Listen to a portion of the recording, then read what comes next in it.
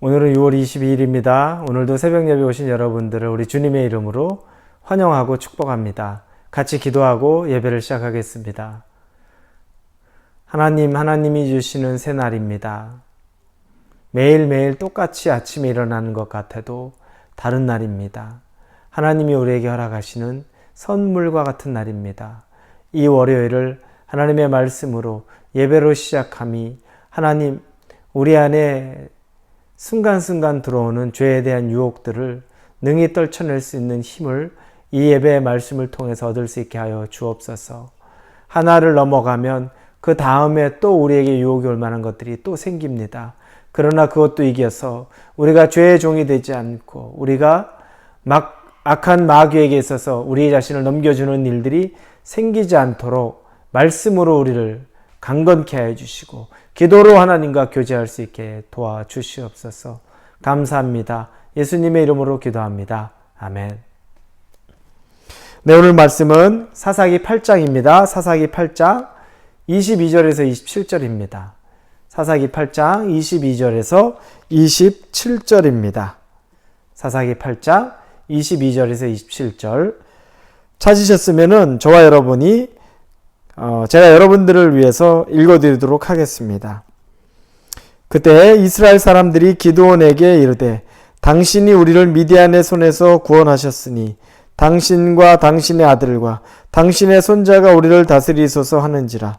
기드온이 그들에게 이르되 내가 너희를 다스리지 아니하겠고 나의 아들도 너희를 다스리지 아니할 것이요 여호와께서 너희를 다스리시리이다 하니 기드온이 또 그들에게 이르되 내가 너희에게 요청할 일이 있으니 너희는 각기 탈취한 귀고리를 내게 줄지니라 하였으니 이는 그들이 이스마엘 사람들이므로 금 귀고리가 있었습니다.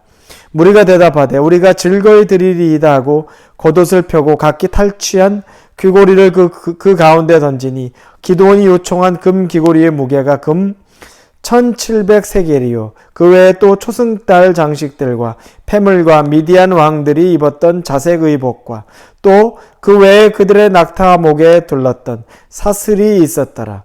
기드온이 그 금으로 에봇 하나를 만들어 자기의 성읍 오브라에 두었더니 온 이스라엘이 그것을 음란하게 위함으로 그것이 기드온과 그의 집에 올무가 되니라. 미디안이 이스라엘 자손 앞에 복종하여 다시는 그 머리를 들지 못하였으므로 기드온이 사는 40년 동안 그 땅이 평온하였더라. 기드온이 사사로서 하나님과 함께하는 능력으로 말미암아 이 미디안과의 싸움에서 결국 전쟁을 이깁니다. 그러자 그 이스라엘 사람들, 모든 이스라엘 사람들은 아니지만 그 전쟁에 같이 참여했던 그 이스라엘 민족들이 너무너무 기쁜 나머지 기드온을 왕으로 세우고 싶어 합니다. 그들이 했던 말 중에 22절에 보니까 당신이 우리를 미디안 손에서 구원하셨으니 당신과 당신의 아들과 당신의 손자가 우리를 다스리소서 하는지라. 우리가 이 말씀을 보니까 그때 그 이스라엘 민족들의 영적인 상태가 나타나죠. 기드온이 대단한 일을 했습니다. 그런데 그 일을 이끌어 가신 것이 누굽니까? 우리는 기드온이 어떻게 이겼는지를 분명히 알죠. 하나님이 함께 하셨고 하나님의 임재가 있었기 때문에 이긴 싸움이었습니다. 단 300명의 사람으로 메뚜기 떼와 같고 해변에 모래와 같은 낙타들이 있는 그 전쟁을 승리할 수 있게 되었습니다. 이 일들이 있었던 것은 하나님이 아니면 불가능한데, 그런데 그 전쟁을 다 보았던 사람들 입에서 나온 말이 당신이 우리를 다스려 주셔서 왕이 되달라는 겁니다. 왕이 없던 시대에 주변의 나라들은 다 왕이 있었죠. 그때 왕을 갖고 싶어 했으니까 당신이 우리의 왕이 되소서. 그런데 당신의 아들과 당신의 손자 때까지 계속 얼마나 만족스러웠으면은 아들이나 손자까지도 우리를 다스리게 했으면 좋겠다. 너무너무 만족스럽고 좋았던 거죠. 그러나 반대로 하나님 앞에는 얼마나 큰 죄악입니까? 하나님이 다스려야 되고 하나님이 인도해야 되는데 사사기의 특징들, 자기 소견에 오른 대로 눈앞에 펼쳐져 있는 기쁜 대로 내 마음이 원하는 대로 말하고 행했다는 겁니다. 그냥 그때는 기분이 좋아서 기도원 당신과 당신의 아들과 당신의 손주가 우리를 다스려서 우리의 왕이 되었어서 하나님은 어느 곳에도 없습니다. 심각한 문제입니다. 그나마 다행인 건 이 요청과 이 고백과 이 찬양을 들었던 기드온이 그들에게서 행했던 말입니다. 그는 23절에 기드온이 그들에게 이르되 내가 너희를 다스리지 아니하겠고 나의 아들도 너희를 다스리지 아니할 것이요 여호와께서 너희를 다스리시리라 하니라. 나와 내 아들을 안 다스릴 것이다. 너희를 다스려야 되는 것은, 우리를 다스려야 되는 것은 하나님이시다라고 이야기하는 겁니다. 하나님이 우리를 다스리다. 너무나 분명하고 아주 명쾌하고 속이 시원한 고백을 백성들에게 합니다. 참 여기까지 좋습니다. 그런데 그 다음에 기드온의 한계가 나타납니다. 그 바로 다음 절에 기드온이 또 그들에게 이르되 내가 너에게 요청할 일이 있으니 라고 말을 시작합니다. 요청할 거리가 있는 겁니다. 자기도 그 사람들에게 한마디 할 말이 있다는 거죠. 요청할 수 있는 자격이 있다는 겁니다. 뭐냐면 각기 너희들이 탈취한 귀고리를 내게 줄지니라 하였으니 이는 그들이 이스마엘 사람들이므로 금 귀고리가 있었습니다. 귀고리를 달라고 얘기합니다. 이 귀고리는 어디에 쓰냐면 나중에 에봇을 만들었다고 나옵니다. 27절에 기드온이 그 금으로 에봇 하나를 만들어 자기의 성읍 오브라에 두었더니 그때 금 귀고리로 기드온이 사람들로부터 받은 것이 어마어마한 양입니다. 여기 보니까 금 1700세겔이 나옵니다. 키로로 따지면 20kg 가까이 됩니다. 금이 20kg입니다. 엄청난 양이죠. 그람 단위가 아니라 20kg가 모입니다. 이걸 가지고 에봇을 만들었다고 합니다. 에봇은 제사장들이 입는 상이죠. 이걸 입고 그리고 하나님의 일을 했던 겁니다. 권위, 영적인 권위가 가득한 에봇입니다. 이것을 금 20kg를 들여서 이 에봇 하나를 만든 겁니다. 그리고 그것을 자기가 사는 성읍 오브라에 두었다고 말합니다. 자기 집안에 둔 겁니다. 여러분, 이게 어떤 문제일까요? 뒤에 이런 말이 쓰여 있습니다. 온 이스라엘이 그것을 음란하게 위함으로 그것이 기드온과 그의 집에 올무가 되니라. 음란하게. 여러분, 음란하다는 표현, 하나님 앞에 너희들이 음란했다. 뭡니까? 우상을 숭배했다는 겁니다.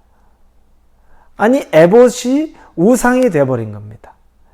그가 하지 말아야 될 일입니다. 그 왜 그랬느냐? 당시에 여호와의 제단, 성전은 실로에 있었습니다. 이곳에서 하나님 앞에 제사 지내는 겁니다. 그런데 그곳에, 그 한 곳에 마련되어야 될 곳에, 그러나 기드온은 마음의 욕심이 생긴 거죠. 에봇, 멋진 영적인 권위가 있는 제사장들이 입는 그 옷을 아주 화려하게 만들어서 자기 집안에 둡니다.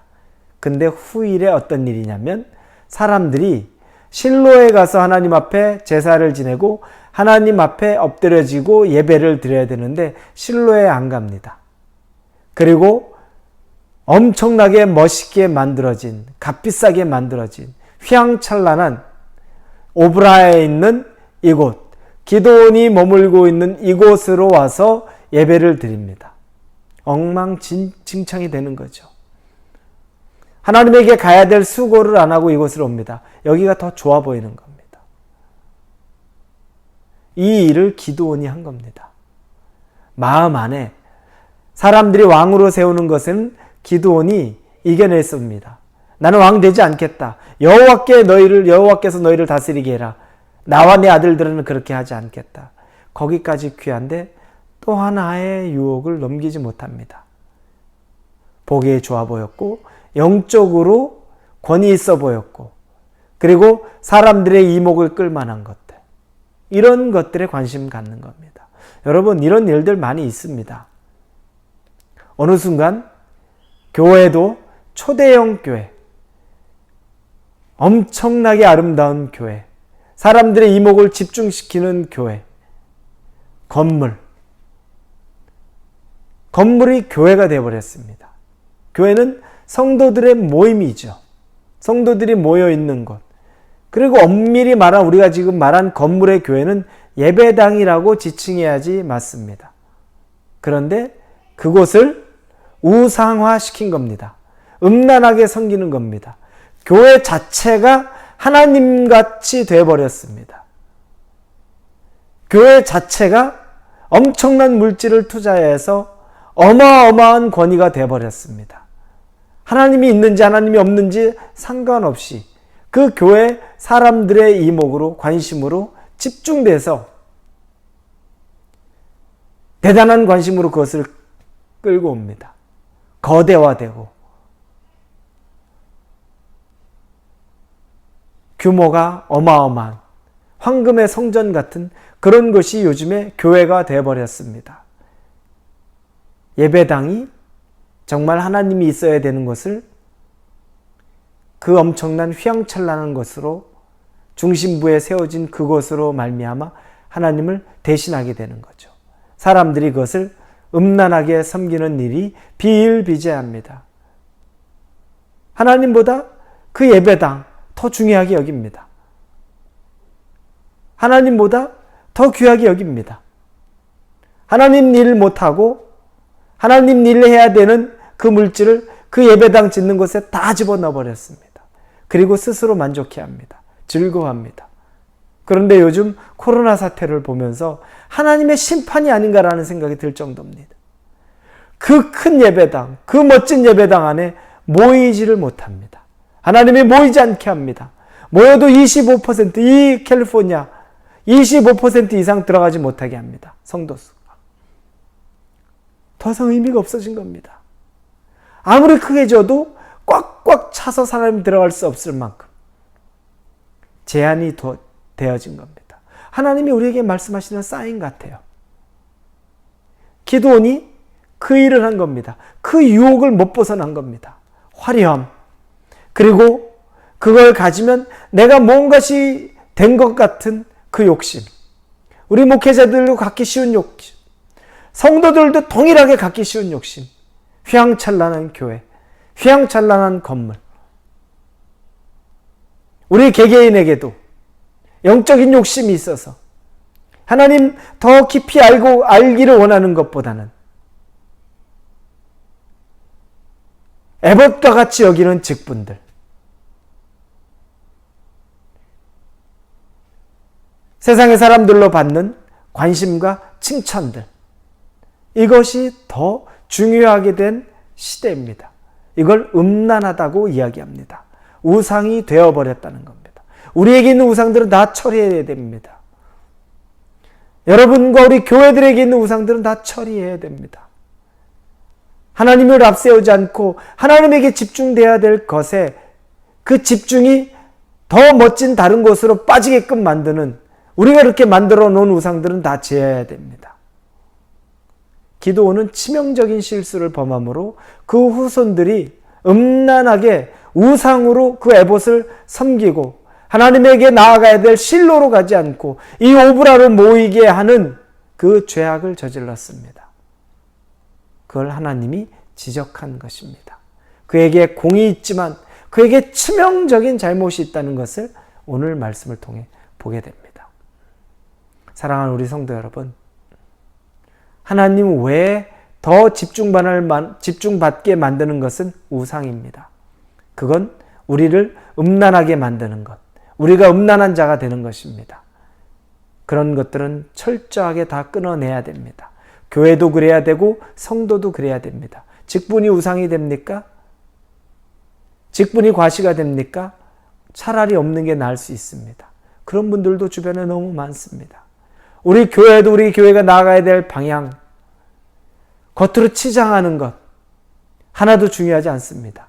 오히려 더 구제하고 남들을 돌보고 생명 살리는 일에 치중하는 것, 집중하는 것, 그게 하나님 기뻐하는 일이라 믿습니다. 그 일에 같이 동참하고 그 일로 하나님 기쁘시게 할 수 있는 저와 여러분이 되기를 주님의 이름으로 축복합니다. 기도합니다.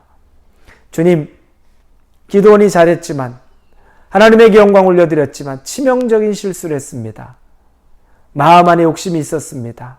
멋진 금으로 멋진 에봇을 만들어서 자기가 갖고 있을 필요 없는 제사장이 입는 그 옷을 두고 사람들이 그곳에 모이게 하는 것, 과시하고 싶은 마음, 그것이 영적인 중심지가 되게 하고 싶은 마음, 그러나 실로로 모여야 될 사람들이 글로 오게 하는, 우상 섬기게 하는 일에 앞장섰던 크나큰 죄를 범했습니다. 우리 교회가, 우리 성도가 지금 우상 섬기는 일에 앞장서고 있습니까? 건물이 우상되었습니다. 프로그램이 우상되었습니다. 우리가 하는 사역이 우상되었습니다. 하나님 없이 멋진 일들만, 멋진 외형들만 갖추고서 사람들을 끌어들이려고 합니다. 그것은 사람들을 음란하게 만드는 일입니다. 우리 개개인의 성도들도 직분에 집착합니다. 맡겨져 있는 사역에 내가 중심부에 있는 것을 원합니다. 음란한 우상되지 않도록 하여 주옵소서. 보이지 않는 곳에서 하나님 섬기고 사람 사랑하고 구제하고 선교하는 하나님의 백성, 우리의 홀리 웨이브 교회 되도록 인도하여 주옵소서. 예수님의 이름으로 기도합니다. 아멘.